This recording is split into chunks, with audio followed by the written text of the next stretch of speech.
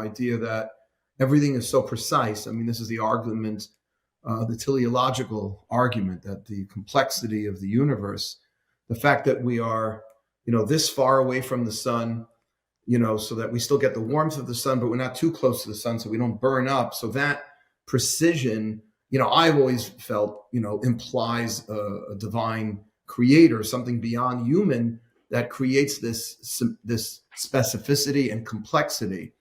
But that cannot be accounted for by any other scientific theory. Evolution cannot account for the precision of those numbers. I understand that they sound random, but doesn't science explain randomness through evolution? So that's a great question. There's 2 points to answering that. But basically, Ellie spoke a little bit too extreme there. Scientists do have a theory for how to explain it. It's called the multiverse, which is very similar to what you're saying, right, Wild, is that it's a theory that there is an infinite number of unobservable other universes. And all these universes have different values for these constants. So in one universe, an electron weighs what it does here, and in another universe, it's 100 times heavier. Another universe is 160 times lighter. So every single possible value of the constant exists in a different universe. And then you were to say, it's kind of like the thing you're saying with the planet, is that if you were to say, well, what are the odds that these numbers came out exactly right for our universe, even though it really is in this incredibly small value, if it's just by chance alone, it's so unlikely to happen by chance alone. But say, look, there's an infinite number of universes. In one universe, there's going to be a universe which has the proper constants. And we live in that universe because only that universe is it possible to have an intelligent life, asking the question of why are these constants correct? Just like you were saying, there's hundreds of billions of planets in the galaxy. And now, what are the odds that the Earth is in exactly this Goldilocks zone, exactly this distance from the sun? Well, the scientists will tell you that's not really a good question, because all the other planets that are not the right distance from the sun, they don't have any intelligent life on it to ask the question. So it's not really a big wonder that we live on a planet the perfect distance from the sun, because there's hundreds of billions of planets. Some of them are in the right distance, and life can only evolve on this planet. But the key difference is that physics is fundamental. Biology is not. The distance between the Earth and the sun is not a fundamental principle in nature. There's many planets that have different values, but these constants are part of the very laws and fundamental principles of nature. There's no evidence that there's other universes with other laws of nature. It's totally speculated. These are unobservable universes. While astronomers do see other planets, and that makes a big difference in whether there is validity to just speculating that. They're not just speculating there's other planets, but multiverse scientists are really positing these unobservable parallel universes. That's a big difference between the two arguments. So that makes sense. I appreciate that clarification. So you're saying at the end of the day that you can explain, let's say, the complexity of the universe, or these numbers, like Ellie was just explaining, that you can explain the complexity. Only way really you can explain them is if you believe in a God, a creator, a supernatural creator. But you're saying, Aaron, well, then if you believe in many, many universes, and this is the one that kind of got it right for people, then you can. All right. So why do scientists believe in multiverse if there's no positive proof or evidence we haven't observed any other universes. We've observed other planets within our universe. So why do so many scientists today believe, or am I wrong? Is that not true that so many scientists believe in the universe?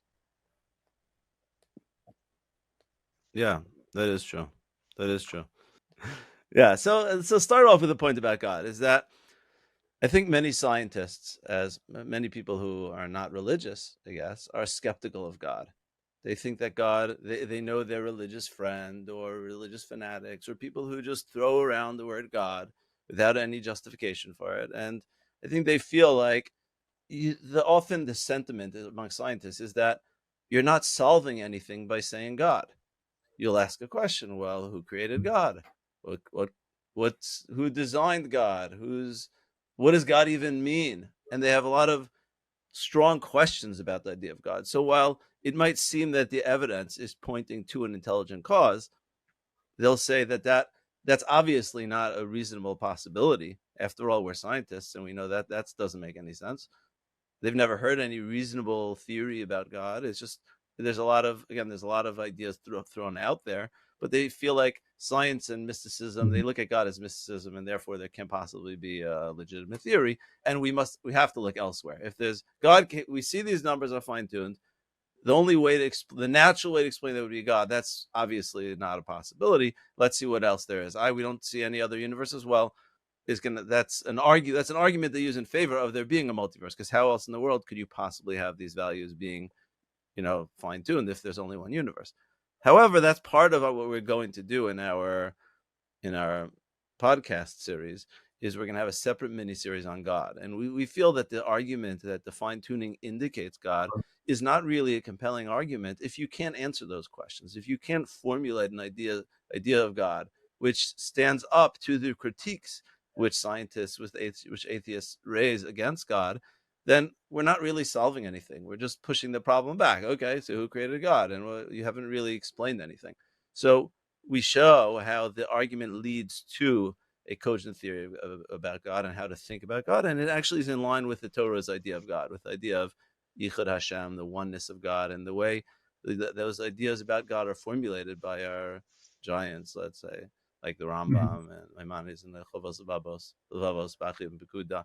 That the idea of the oneness of God is the foundation of the Torah, and the appropriate way to think about God actually solves the problems which scientists raise, and why they don't want to say But God. Ellie, We to address those, distill or what we you're will address those suggesting, in you are the third part of suggesting, our which, by the way, podcast. I'm not saying I disagree with, but I just want to make sure so it's clear to me and to our listeners that the reason why the scientific world, or maybe it's not the whole scientific world, but the part of the scientific world that accepts the multiverse theory are accepting it because there's no other rational explanation to the precision and complexity of our world other than to say that there must be other universes out there. They just cannot accept that there would be a God because they have such negative um, associations with God or religious people that they're going to have to go with a theory that they can't prove because the alternative is God.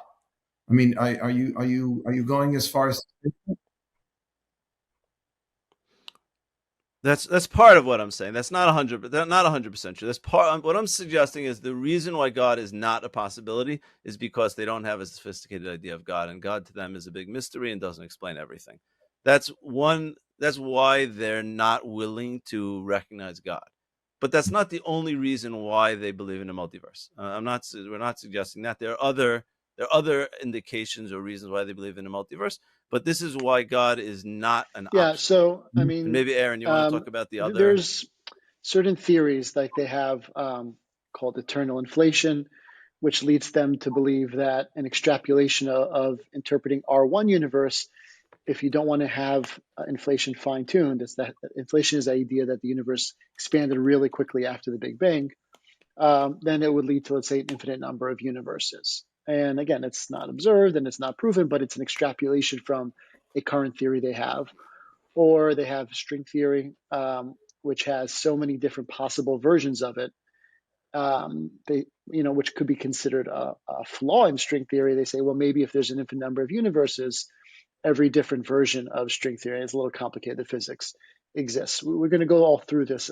Not only are we going to do a mini series on God, we're going to do a mini series on the multiverse because this is the mainstream belief of Mhm. scientists. So there are what they call supports for multiverse, and there's reasons that they're motivated to believe something like that. But and I really think that most scientists. Some scientists hate the multiverse because they think it's not scientific. It's you have to change the definition of science in order to accept multiverse as science, because the Mhm. scientific method has always been, prediction and observation being compared to reality. So you really have to change what is accepted as science if you want to say multiverse is science. And there Mhm. are a number of scientists who just hate that idea of changing what we mean by science that's worked for 300 years in order to accommodate the multiverse. But even beyond those the scientists who hate it. I think even multiverse scientists, they know it's a very wild and speculative theory. Parallel universes, who ever heard before 20 years ago that scientists actually believe in parallel unobservable universe? The whole thing sounds crazy.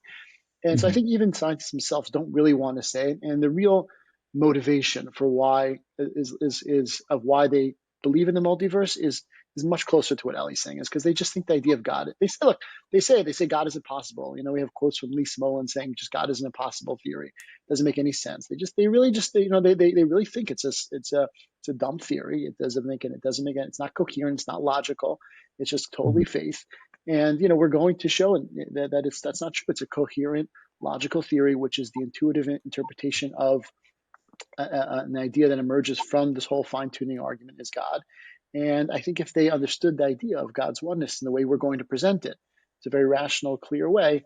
I think they'd be much more willing to accept that interpretation as opposed to multiverse. I don't think they love the multiverse, but it becomes the only option if you think God is The only impossible.